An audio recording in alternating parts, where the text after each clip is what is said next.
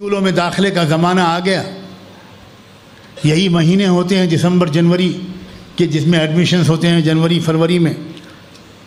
اب داخلہ کراتے وقت اپنے بچوں کے بارے میں کون سا اسکول چننا ہے اس بارے میں سوچو. یہ جو لوگ آج اسلام کے خلاف بول رہے ہیں مسلمان ٹی وی ڈیبیٹس میں حصہ لے کر اور دھڑلے سے اسلام اور شریعت کے خلاف بول رہے ہیں، یہ سب وہ لوگ ہیں جنہوں نے کانوینٹ اسکولوں میں تربیت پائی. یہ سب وہ لوگ ہیں جنہوں نے دشمنوں کی گود میں اپنے بچوں جنہوں نے تربیت پائی. اب وقت آیا، اب آپ کے سامنے فیصلہ کرنا ہے. آپ کو فیصلہ کرنا ہے اپنے بچوں کے بارے میں. اکثر اس میں عورتیں اپنے شوہروں کو گمراہ کرتی ہیں. اکثر اگر مردوں کے دل میں کچھ جذبہ آ بھی جاتا ہے تو عورت کہتے ہیں ارے کیا کر رہے ہیں آپ کیا کر رہے ہیں، اس کا کیریئر خراب ہو جائے گا، اس کا کیریئر خراب ہو جائے گا. سبحان اللہ، کیا ماں ہو تم کیا ماں ہو.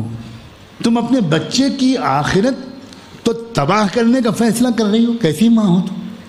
اس کا عقیدہ، اس کا ایمان، اس کی فکر، اس کی سوچ، اس کے جذبات، اس کی وفاداری سب تباہ ہو جائیں. وہ دشمنوں کے ہاتھ کا ایک آلے کار اور ہتھیار بن جائیں. تم اس پر آمادہ ہو. یہ وقت ہے بہت سوچ سمجھ کر فیصلہ کرنے کا. ایک نو مسلم تھا، ایک شخص تھا جو یہودیوں میں پیدا ہوا اور پھر وہ اسلام لایا. لیوپولڈوس اس کا نام تھا پہلا. بعد میں اس کا نام اسلام لانے کے بعد محمد اسد رکھا گیا. بہت بڑا رائٹر، مصنف، مفکر تھا. اس نے اپنے اسلام لانے کے بعد بھی بہت ہی عجیب و غریب کتابیں لکھی ہیں. اس کی ایک کتاب کا نام ہے روڈ ٹو مکہ. اپنے اسلام لانے کی پوری داستان لکھی ہے. اس نے یہاں تک لکھا ہے کیونکہ اس نے بڑا دورہ کیا اسلامی ممالک کا اور اس نے اسلامی ممالک کو ایک کشمکش کے درمیان دیکھا کہ ایک طرف صورتحال یہ تھی کہ ایک modern western system of education ایک حملہ آور تھا اور لگتا یہ تھا کہ ملکوں کی ترقی اس ایجوکیشنل سسٹم کے بغیر نہیں ہو پائے. اور دوسری طرف یہ بھی سامنے تھا بالکل کہ جو 2-3 نسلیں ان ایجوکیشنل کالجز اس سسٹم سے پڑھ کر نکلیں وہ اسلام کے دشمن بن گئیں. وہ فلم ایکٹر بنے، ایکٹریس بنے، شاعر بنے، موسیقار بنے، ادیب بنے، جرنلسٹ بنے، پولیٹیکل لیڈر بنے، سوشل ایکٹیوسٹ بنے، اکنامسٹ بنے، لیکن سب اسلام کے خلاف. اور ایک طرف جو اسلام کے وفادار لوگ تھے، شریعت و دین کے پابند تھے، ان میں غربت بھی تھی، ان میں ماڈرن ایجوکیشن کے لحاظ سے تھوڑی پسماندگی بھی تھی. تو یہ جو مغربی نو مسلم، اس سے لوگ پوچھتے تھے، اس کو لوگ آئیڈیل سمجھتے تھے کہ واٹ شوڈ وی ڈو، ہمیں کیا کرنا چاہیے، ہمیں کون سا ایجوکیشنل سسٹم اڈاپٹ کرنا چاہیے، ہمیں اپنے بچوں کو کہاں پڑھوانا چاہیے.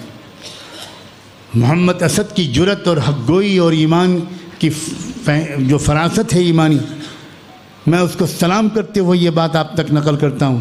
محمد اسد نے صاف جواب دیا اور لکھا کہ میں پوری دنیا کے مسلمانوں کو یہ مشورہ دینے میں کوئی ہچکچاہٹ محسوس نہیں کرتا کہ کئی صدیوں تک ان کو سیاسی اور معاشی پسماندگی قبول کر لینا چاہیے.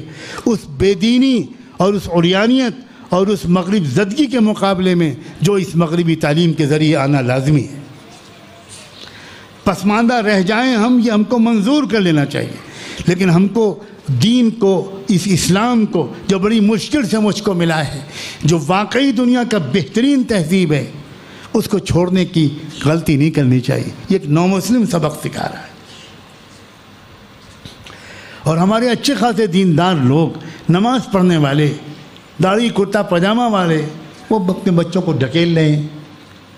مجھ سے بڑھ کر ماڈرن ایجوکیشن کی ضرورت کا شاید ہی کوئی قائل ملے آپ کو علماء کی صف میں. میں بہت اچھی طرح جانتا ہوں اس کی ضرورت کو. مشرق و مغرب کے پیمانے گھوم کر آیا ہوں، مغرب کی یونیورسٹیوں میں لیکچرز دے کر آیا ہوں. اس کے بعد میں کہتا ہوں اگر آپ اپنے بچوں کی اسلامی اور ایمانی اور احسانی، ان کی فکری، ان کی عقلی، ان کی روحانی، ان کی ذہنی، ان کی اگر تربیت کے لیے بہت مضبوط انتظام کر سکتے ہیں تب تو آپ بھیجیے اس بچے کو، ورنہ یاد رکھیے آپ نمرود کی آگ میں ڈھکیل رہے ہیں اس کو جو ابراہیم نہیں ہے۔ وہ صحیح سالم وہاں سے نہیں نکلے گا، وہ انگارہ بن کے نکلے گا، اور وہ ایسا انگارہ بنے گا جو خود بھی جلے گا اور چاروں طرف کی اسلامی آبادی کو اور اسلامی قدروں کو جلا کے خاک کر دے گا۔ اسی لیے سخت ضرورت ہے ایسے تعلیمی نظام کی جہاں یہ دونوں تعلیمیں یکجاں ہوں، سخت ضرورت۔ میں کیسے سمجھاؤں کہ یہ وقت کا کتنا اہم کام ہے، کیونکہ بلا شبہ ہم کو جو پولیٹیکل لیڈرز تیار کرنے ہیں، جرنلسٹ تیار کرنے ہیں، پروفیشنلز تیار کرنے ہیں، ڈاکٹر اور علماء اور وکلاء اور ججز تیار کرنے ہیں، وہ تیار کرنے ہیں جو حدیث و قرآن کے ماہر ہوں، اسلام کے علم بردار ہوں۔